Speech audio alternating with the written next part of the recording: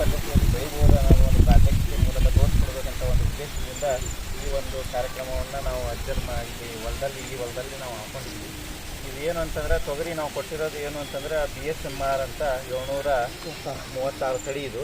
ಈ ತಳಿನ ನೀವು ಏನು ಅಂತಂದರೆ ಮಳೆ ಒಂದೇಳೆ ಹೆಚ್ಚು ಕಡಿಮೆ ಬರಲಿಲ್ಲ ಅಂದರೆ ನಮಗೆ ಮೇದಾಗ ಜೂನ್ದಾಗ ಮಳೆ ಬರಲಿಲ್ಲ, ಜುಲೈದಾಗ ಬಂತು, ಅಥವಾ ನಮಗೆ ಮೇದಾಗ ಜೂನ್ಯಾಗ ಮಳೆ ಬರಲಿಲ್ಲ ಅಂತಂದಾಗ ಅಂಥ ಟೈಮ್ನಾಗ ಏನು ಮಾಡ್ತೈತೆ ಅಂತಂದ್ರೆ ತೊಗರಿ ಲೇಟಾಗಿ ಬಿತ್ತಿದ್ರೆ ಅಂತಂತಂದ್ರೆ ನಮಗೆ ಹುಳ ಮತ್ತು ರೋಗ ಬಾಧೆ ಜಾಸ್ತಿ ಆಗ್ತಾವೆ.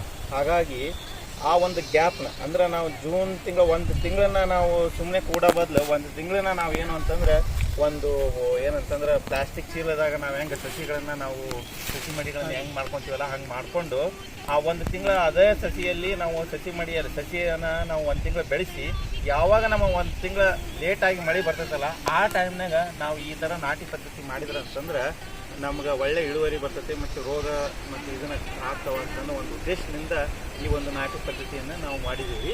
ಆಗಿದ್ದೀವಿ. ಇವಾಗ ಏನು ಅಂತಂದ್ರೆ ಕುಡಿ ಚೂಟ್ಬೇಕಾಗ್ತದೆ. ಕುಡಿ ಚೂಟ್ಬೋದು. ಕುಡಿ ಯಾಕೆ ಚೂಟ್ಬೇಕು ಎಂದು ತೊಗರಿನಲ್ಲಿ ಯಾವಾಗ ಬೆಳೆ ಹೆಂಗಾಗುತ್ತೆ ಅಂದರೆ ನಾವು ಕುಡಿ ಚೂಟಿಲ್ಲ ಅಂತ ಅಂದರೆ ಸುಮ್ಮನೆ ಬೆಳ್ಕೊಂಡು ಹೋಗ್ತಾನೆ ಇರುತ್ತೆ.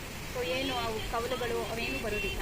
ಸೊ ಹಾಗಾಗಿ ನಾವು 50 ದಿನ ಆದಮೇಲೆ ಸೊ ಬೆಳೆ ಬಿತ್ತನೆ ಮಾಡಿದ್ಮೇಲೆ ಅಥವಾ ನಾಟಿ ಮಾಡಿದ 50 ದಿನ ಆದಮೇಲೆ ಇದು 5 ರಿಂದ 6 ಸೆಂಟಿಮೀಟರ್ ಅಂದರೆ 2 ಇಂಚಷ್ಟು. ಸೊ ಇದನ್ನು ನಾವು ಕುಡಿ ಚೂಟಿದ್ರೆ ಎಲ್ಲದರಲ್ಲೂ ಏನಾಗುತ್ತೆ ಕೌಲು ಹೊಡಿಯೋದು ಜಾಸ್ತಿ ಆಗುತ್ತೆ. ಸೊ ಕೌಲು ಹೊಡಿಯೋದು ಜಾಸ್ತಿ ಆಯಿತು ಅಂದರೆ ಕಾಯಿ ಕಟ್ಟೋದು ಕೂಡ ಜಾಸ್ತಿ ಆಗುತ್ತೆ. ಸೊ ಹಾಗಾಗಿ ನಾವು ಈ ಕುಡಿ ಚೂಟೋದನ್ನು 50 ದಿನದ ನಂತರ 60 ದಿನದ ಒಳಗೆ ಕುಡಿ ಚೂಟಿದ್ರೆ ಚೆನ್ನಾಗಿ ಕೌಲು ಹೊಡೆದು ಹೂ ಬಿಡೋದು ಮತ್ತು ಕಾಯಿ ಕಟ್ಟೋದು ಜಾಸ್ತಿ ಆಗುತ್ತೆ. ಲೈನ್ ಹೋಗ್ಬಿಡೋಕೆ ನಿಮ್ಗೆ ಹಂಗಂತ ಒಂದು ಸಲ